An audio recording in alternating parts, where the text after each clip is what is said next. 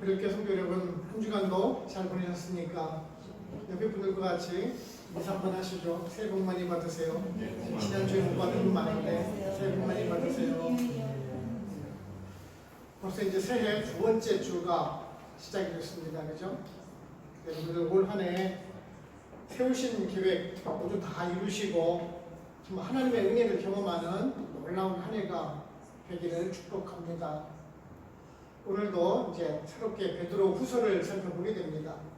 여러분도 아시다시피 지난 12월 말까지 베드로 전서를 우리가 살펴보았죠.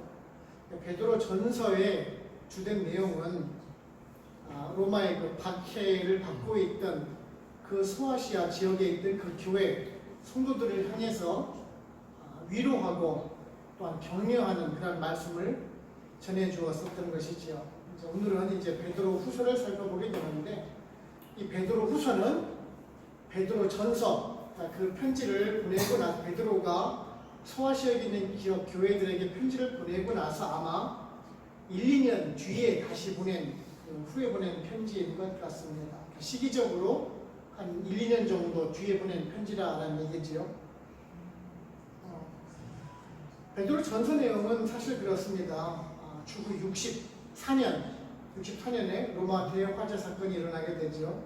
그리고 나서 로마 황제 네로로부터 이제 소아시아 지역을 기독교인들에 대한 대대적인 박해를 하게 되죠. 그래서 그 박해를 받고 있던 그 성도들을 위로하는 그런 내용을 보냈는데, 이제 한두 해가 지나자마자, 한두 해쯤 지나고 나서 이제 새로운 문제가 생기기 시작했던 것입니다.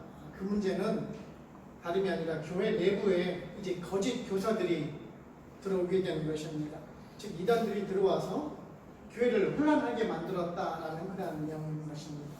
그래서 아직은 그 믿음에 굳게 서지 못한 그 성도들을 향해서 믿음에 굳게 서서 바른 복음을 통해서 그 믿음을 굳게 지켜나가라는 것이 이 베드로 후서의 목적이다라고 우리가 할 수가 있을 것입니다. 이 베드로 후서는요, 그 뒤에 있는 그 유다서와 아주 매우 흡사한 모습을 보게 됩니다. 여러분들 나중에 시간 되시면은 꼭 뒤에 있는 유다서를 한번 읽어보시기 바랍니다. 특히 이 베드로 후서의 2장과 유다서는 아주 매우 흡사한 모습을 볼 수가 있습니다. 그만큼 그 당시에 그 이단들이 얼마나 많이 들어와서 교회를 어지럽히는가를 우리가 알 수가 있을 것입니다. 오늘날에도 마찬가지이죠.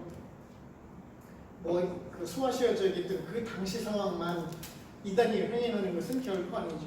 오늘날도 보게 되면은 그런 이단들이 정말 많이 있는 것들을 보게 됩니다. 예전 얼마 전까지만 해도 다락방, 물론 지금도 있습니다. 그 다락방이라는 그런 이단들이 들어와 있기도 했었고요.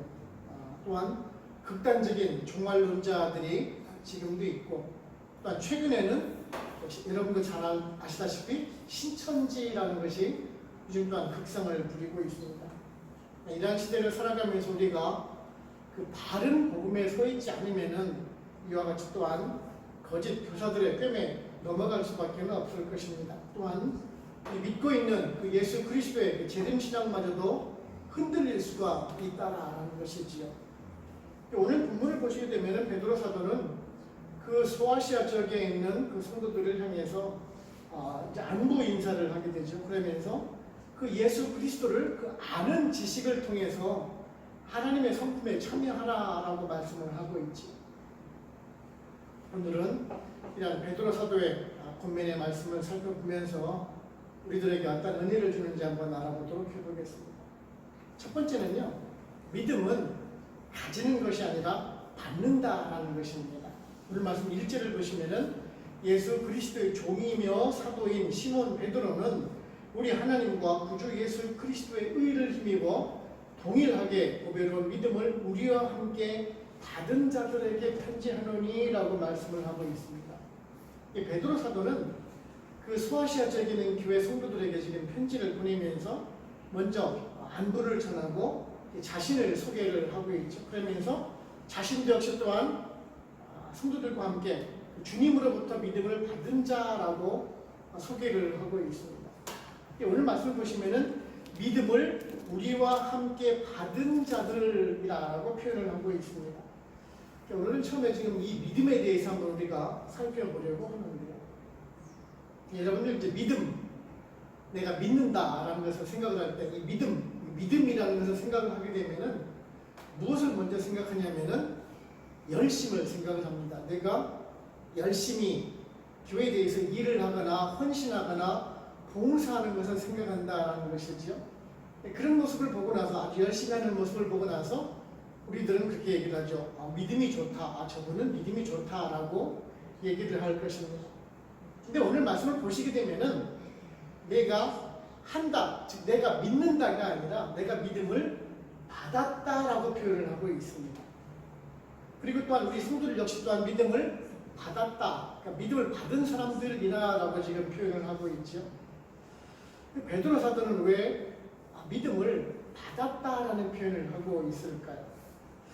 이 믿음이라는 것이 내가 받았다라는 것이 과연 옳은 표현일까요? 그렇습니다. 믿음은 내가 가지는 것이 아니라 믿음은 받는다라는 사실입니다. 내가 심사숙고를 해서 예수 그리스도를 믿기로 결심했어. 그런 것이 결코 아니라는 것이지. 내가 자의적인 의지삼으로 내가 예수 그리스도를 믿기로 했다라는 것이 아니라 예수 그리스도가 먼저 나를 찾아오셔서 나에게 자신이 믿을 만한 분임을 보이셨다라는 것이에요. 그렇기 때문에 그 주님을 보고 내가 믿게 되는 것이다라는 것이죠. 믿음은 받은 것이다라는 것입니다. 우리 성도님들은 믿음이 좋다, 신앙이 좋다라는 그런 말씀들을 하시긴 하는데요. 그 말씀이 틀리다는 말은 결코 아닙니다. 다만 우리가 그 믿음에 대해서 제대로 그 정의를 알고 있자라는 것이지. 다시 한번 말씀을 드리지만 그 믿는다라는 것은 내 행동적인 것이 결코 아니라는 것이, 내 자의적인 행동에 의해서 그 표현되는 것이 믿음이라는 것이 결코 아니라는 것입니다. 예수 그리스도가 나를 위해서, 죄인된 나를 위해서 십자가에 달리심으로 인해서 우리를 사랑하셨다는 데 그 근거가 있다는 것이죠. 즉 믿음이라는 것이 나의 의로운 행동이 결코 아니라는 것입니다. 우리 성도가 하나님과 그 예수 그리스도의 의를 힘입어서 받은 것이다라는 것입니다. 주님의 주권적인 의지에 의해서 내가 믿게 되었다라는 것이지. 내가 주님을 먼저 찾아가는 것이 아니라 주님이 먼저 나를 찾아오셔서 내가 믿게끔 되었다는 것이 그런 말씀인 것입니다. 그래서 로마서 5장 8절을 보시게 되면요, 우리가 아직 죄인 되었을 때에 그리스도께서 우리를 위하여 죽으심으로 하나님께서 우리에 대한 자기의 사랑을 확증하셨느니라 라고 말씀하고 있는 것입니다. 이것이 하나님의 의이고 예수 그리스도의 의인 것입니다. 즉 우리들이 말하는 그 믿음이라는 것은 우리들의 열심이나 그런 신념이 되어서는 결코 안 된다라는 것입니다. 자칫 그 우리들의 믿음이 행동적으로 비춰줄 수가 있기 때문에 그렇습니다. 나의 의로운 행동이 믿음으로 연결되었다라는 그런 잘못된 생각을 가질 수가 있다라는 것이죠. 그래서 그 신앙, 그 믿음이라는 것이 잘못 생각을 하게 되면은 나의 열심으로 나타날 수가 있어요. 내가 나의 믿음을 입증하기 위해서 교회나 또는 이웃 성도들에게 열심을 통해서 보여주려고 노력을 한다라는 것이죠. 그것이 결코 아니라는 것이죠. 헌신이라는 것을 통해서 입증을 하는 것이 그 믿음은 결코 아니라는 것이죠. 결론적으로 말씀드리면 이 믿음이라는 것은 하나님의 선물인 것입니다. 나를 의롭다고 여겨주셨기 때문에 믿음이라는 것은 선물로 나에게 주셨다라는 것이죠. 그래서 나의 열정이나 열심 봉사를 보고 주시는 것이 결코 아니라는 사실입니다. 그래서 여러분들이 내 믿음을 보이기 위해서 열심을 해서는 결코 안 되는 것. 물론 열심을 해야 되겠지만은 그런 행동적인 것으로 나타나서는 안 된다는 것이죠.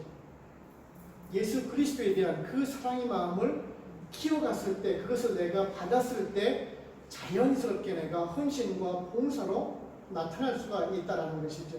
그것이 뒤바뀌어져서는 결코 안 되는 것입니다.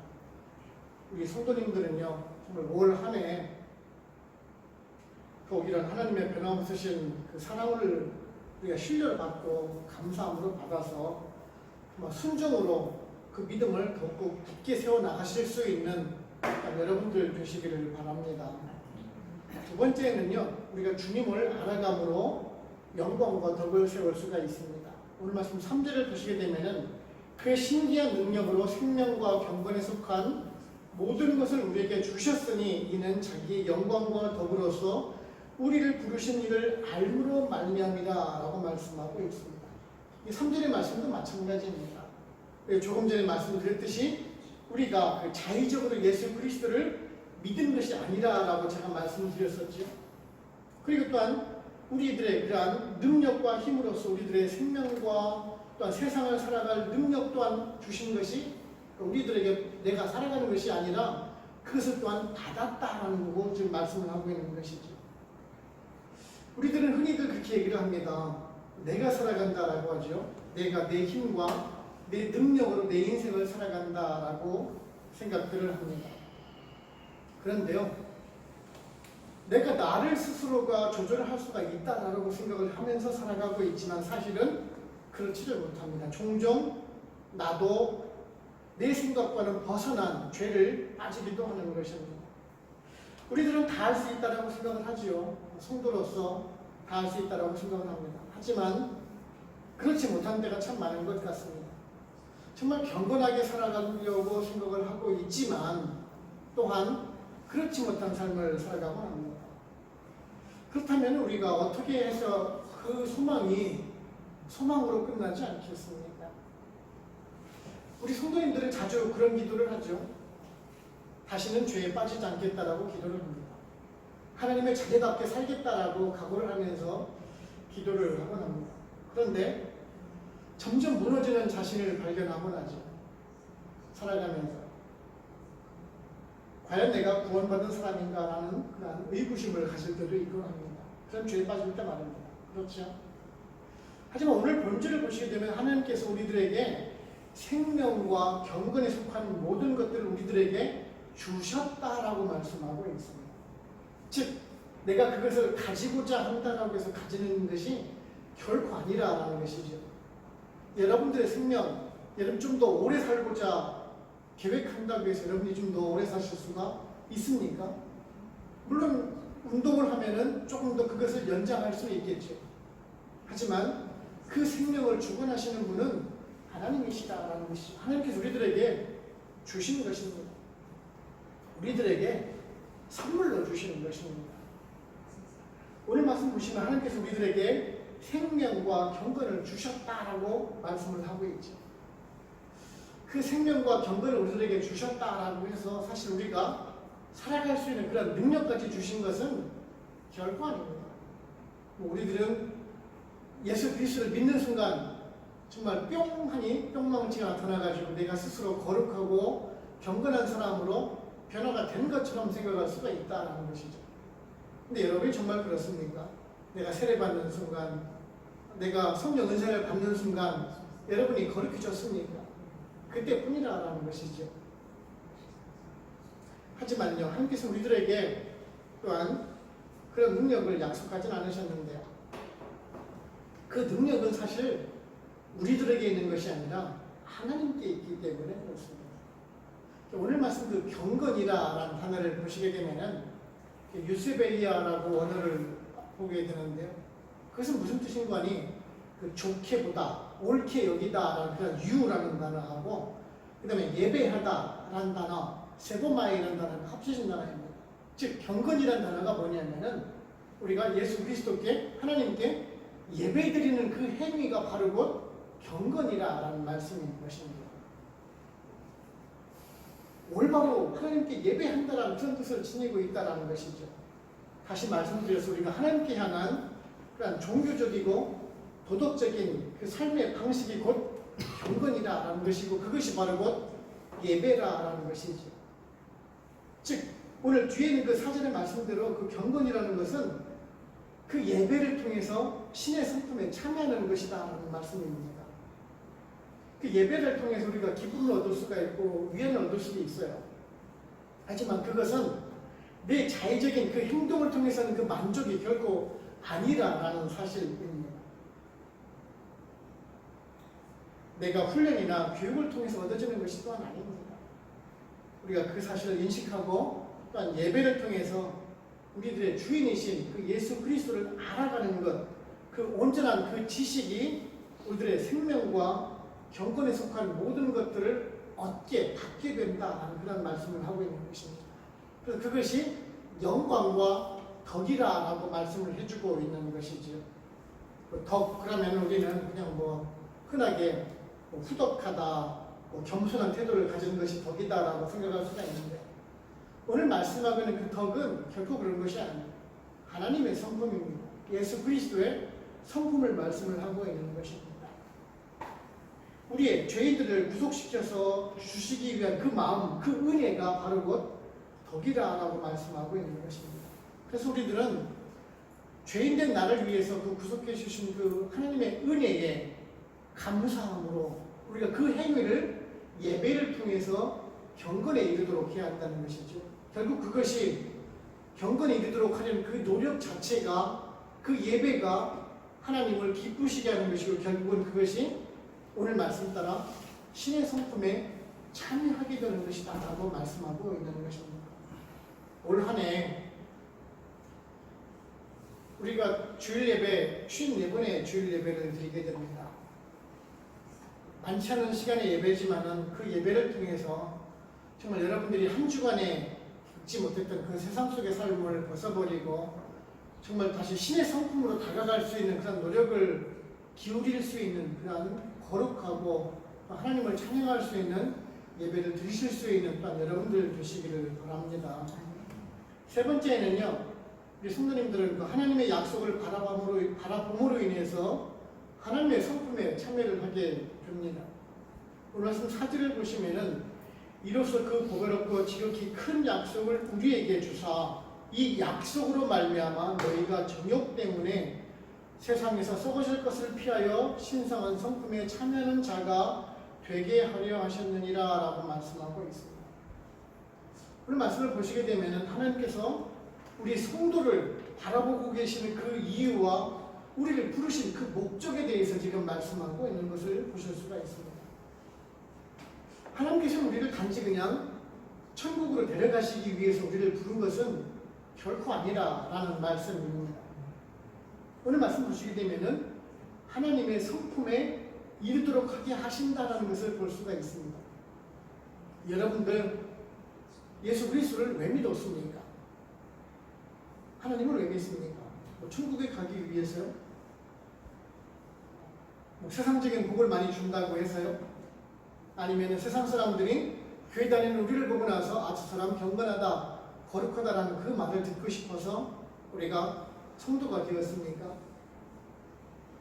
물론 그런 것이 조금은 있을 수가 있겠죠. 천국에 가야 하는 것도 사실이니까 말입니다. 하지만 그것이 전부 다는 아니라라는 것이죠.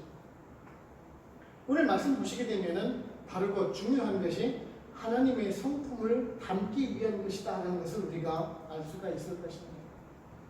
오늘 말씀 보시면은 이 하나님의 성품과 정반대되는 그런 개념의 단어가 하나 나오죠. 보시면은 무슨 단어입니까? 정욕이라는 단어입니다. 정욕이라는 단어. 이 정욕 때문에 세상은 부패하고 있지. 세상이 부패한 것이 아니라, 세상이 나쁜 것이 아니라 사실은 그 정욕 때문에 세상을 부패하게 만든다라는 것입니다. 좀 더 많이 가지려고 하고, 좀 더 크게, 좀 더 높게 가지려는 그 욕심이 우리를 끊임없는 그 욕망을 가지게 하고, 그것이 세상을 부패하게 만든다라는 것입니다.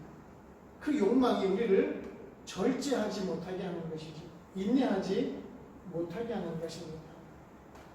온유나 겸손이나 절제나 희생이나 헌신에서 우리를 멀어지게 하는 것이 바로 그 정욕인 것입니다. 어느 학자들은 우리가 가지고 있는 그러한 정욕, 욕심이 사실 인간의 본성이라고 얘기를 합니다. 그것이 당연하다라고 얘기를 해요. 하지만 정말 그렇습니까? 우리가 그 정욕을 버릴 수가 없는 것입니까? 우리가 가지고 가야 하는 그 숙명적인 것입니까? 오늘 말씀 보시면 다시 한번 그 정욕과 또한 반대되는 그 말씀이 있죠. 바로 곧 하나님의 성품입니다. 그러니까 정욕과 하나님의 성품은 정반대되는 개념으로 보실 수가 있죠. 창세기를 보시게 되면 하나님께서는 우리 인간들을 창조하셨습니다. 하나님의 형상 그대로 우리를 만드셨고 우리들에게 그 하나님의 마음을 우리들에게 넣어주셨습니다. 그런데 그 인간이 그 선악과 범죄로 말미암아 우리들에게 자유의지가 들어왔죠. 그리고 나서 우리가 죄에 빠진 것입니다. 그래서 우리가 좀 더 세상적인 모습으로 정욕대로 살고자 원한다면 우리가 좀 더 타락되고 부패되는 것이고 하나님의 성품에 좀 더 가까워지려고 노력을 하면 좀 더 성도다워지고 거룩해진다는 것이죠. 이 두 가지가 늘 충돌하게 되어 있는 것입니다. 우리들 마음속에서 늘 정욕과 하나님의 성품이 만나게 되어 있다는 것이죠. 세상의 정욕에 빠지게 되면은 죄인의 길에 들어서게 되는 것이고 조금 더 예배자로 살게 되면은 하나님의 성품에 따라가게 된다는 것이죠. 그래서 오늘 말씀 보시면은 하나님께서는 우리 성도들로 하여금 하나님의 성품에 참여하는 자가 되게 하려 하신다라고 말씀하고 있는 것입니다. 즉 우리들이 그 하나님의 성품과 같아지도록 좀 더 노력하게끔 이끌어 가신다는 것을 말씀하고 있습니다. 그것이 하나님의 마음이라는 것이죠. 하나님께서 일러주신 그 예배를 통해서 점점점 하나님의 마음으로 닮아가기 위한 것을 원하고 계신다는 것을 알 수가 있죠. 우리 부모들이 마찬가지죠. 우리 자녀들이 나쁜 길로 가기를 원하는 부모들이 누가 있겠습니까? 훈련을 통해서 교육을 통해서 그 자녀가 바른 길로 나가기를 원하는 것이 부모들의 마음이지 않습니까? 하나님 마음도 똑같다는 것입니다. 비록 우리 인간들이 그 선악과의 범죄로 말미암아 죄를 지어가는 인간이지만 좀 더 그 죄를 떠나서 하나님의 마음에 가깝게 닮아가고자 이끌어 가신다는 것이죠. 그것이 예배를 통해서 말입니다. 하나님의 마음에 성품에 다가가게 하기 위해서 그렇게 한다는 것이죠. 우리들은 이러한 하나님의 약속을 믿고 따라갈 때 하나님의 성품을 닮아갈 수가 있을 것입니다. 이제 올 한 해가 시작이 되었습니다. 정말 힘들고 어려운 시기가 이제 지나가고 또한 새로운 한 해가 맞게 되었습니다. 우리들의 믿음, 우리들의 신앙 이것이 우리들이 드리는 그 예배가 그 궁극적인 목적이 무엇이겠습니까? 오늘 말씀하시는 대로 하나님의 성품에 닮아가기 위한 것이다라는 것이죠. 정말 올 한 해 여러분들이 거룩한 예배를 통해서 정말 하나님의 성품에 좀 더 다가가고 하나님의 마음을 닮아가실 수 있는 여러분들 되시기를 바랍니다. 결론적으로 말씀드리면요, 제가 늘 말씀드리지만 저는 여러분들을 성도라고 부릅니다. 어떤 교회를 가게 되면은 신자라고 부르는 경우들이 있어요. 신자, 믿는 사람들이라는 얘기죠. 근데 저는 사실 그 어감 자체를 별로 이렇게 썩 좋아하지는 않습니다. 신자, 그러면은 다른 신을 믿는 사람도 사실은 신자잖아요. 믿는 사람이니까. 자기 자신을 믿는 사람도 신자고. 근데 성도란 말은 또 다르거든요. 거룩한 사람이라는 얘기죠. 저는 또 교인이라는 말도 싫어합니다. 교인. 교회를 다니는 사람이 그저 그냥 교인이죠. 교회는 누구든지 다닐 수가 있습니다. 하지만 성도는 다른 사람이라는 얘기죠. 교인과 성도는 전혀 다른 개념입니다. 교회는 교회에 출석하는 사람이 교인이고 성도는 이미 예수 그리스도를 믿는 사람으로서 거룩하게 구별된 사람이라는 뜻입니다. 제가 아마 여러분들께 처음에 오고 나서 얼마 안 됐을 때 성도와 거룩에 대해서 말씀을 드린 적이 있을 겁니다. 카도시와 카다시에 대해서 여러분들 말씀드린 거 기억이 나실 것입니다. 그 말씀은 구별되었다는 말이에요. 우리 성도가 세상 사람들과는 다른 사람들이라는 얘기예요. 그들과 가치관이 다르다는 얘기예요. 세상 사람들은 자신이 가지고 있는 가치관대로 살아가죠.